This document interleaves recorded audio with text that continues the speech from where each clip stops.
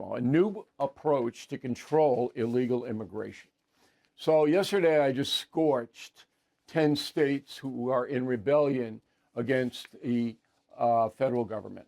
So if you are a premium or concierge member on BillO'Reilly.com, you can watch our show and get a transcript anytime you want. All right? And that is a very big convenience if you are a seeker of knowledge. So we went over that this is a rebellion, and my column is up on BillO'Reilly.com that tells you which the states they are and what they're doing. And it's ironic because it happened 157 years ago, I believe it was. Andrew Jackson, same thing with South Carolina, and Jackson took care of South Carolina. You can't be in rebellion against the federal government. Well, anyway, I am now going to put forth to you I think a pretty good solution, not a 100% solution, but something that would work. So we have a 1952 immigration law. 1952 has not been upgraded because both parties don't want to upgrade it. They both use it for political advantage. So there's no drive to have a new immigration bill or laws, set of new laws, none. So 1952, and President Truman vetoed that bill, but his veto was overridden by Congress. The reason that Truman vetoed it was he didn't believe the bill had enough non-white opportunities for people to come to the United States. It was almost all white people that were allowed in here. That's why Truman vetoed it. Anyway, as everybody knows, Joe Biden let everybody in, no restraints. And according to the Migration Policy Institute, pretty good. They're pretty good. 14 million foreign nationals crashed in here under Biden. 14 million. Now, there's a lower number put forth by Pew Research, 11 million. But it's still a colossal amount of people. Out of those 14, 11, whatever number you want to take, 10 to 15% are criminals, people who will hurt you. And that is a colossal number, too, that you add the foreign criminals to the domestic criminals, and you have a wave, and we've seen it. All right. Now, Biden didn't care. The Democratic Party doesn't care. In fact, the radical end of the Democratic Party continues to want an open border. That's what you're seeing in Minnesota. These people screaming about ICE and impeding ICE, they don't want any restrictions. And they don't want to hunt down the criminals. That's who they are. It's hard to believe, but that's who they are.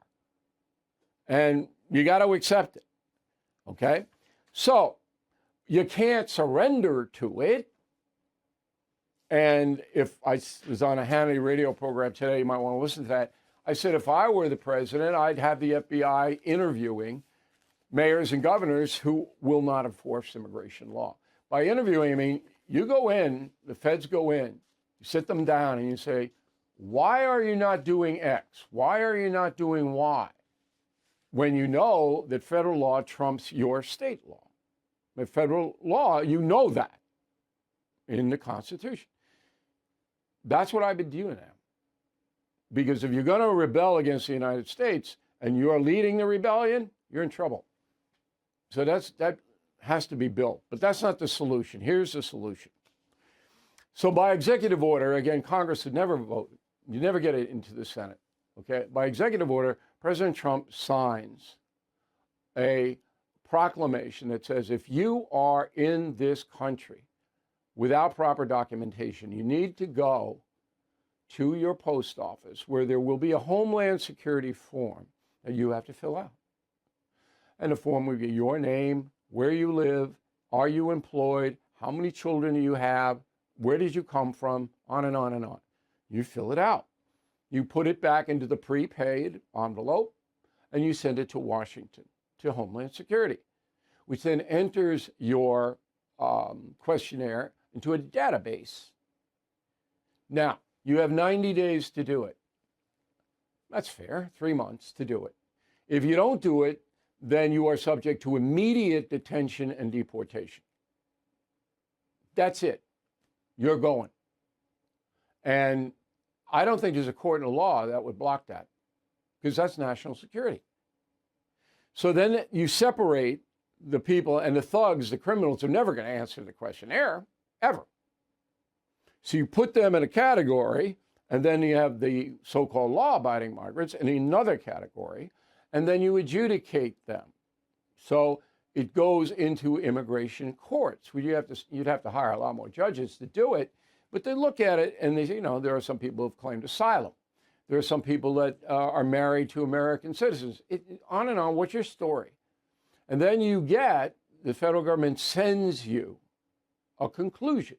You have to appear at this point, or you're okay for a year, whatever it may be. Okay? And you have to carry that card wherever you go.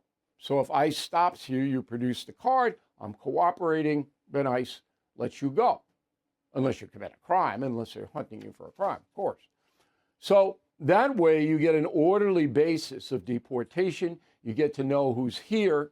And again, the bad guys aren't going to cooperate, make it a lot easier to get them out. You don't have that card, you can't produce it. Okay, it's like a license. Where's your ID? You gotta produce it. It's part of your ID. So what's the downside to that? The liberals will say privacy. Privacy? What are you talking about? You're not supposed to be here. It's a privilege to be here. You have to go through a process to be here. Privacy? I don't believe the courts, the state courts in the rebellion places, of course, but federal courts are going to go, this makes sense.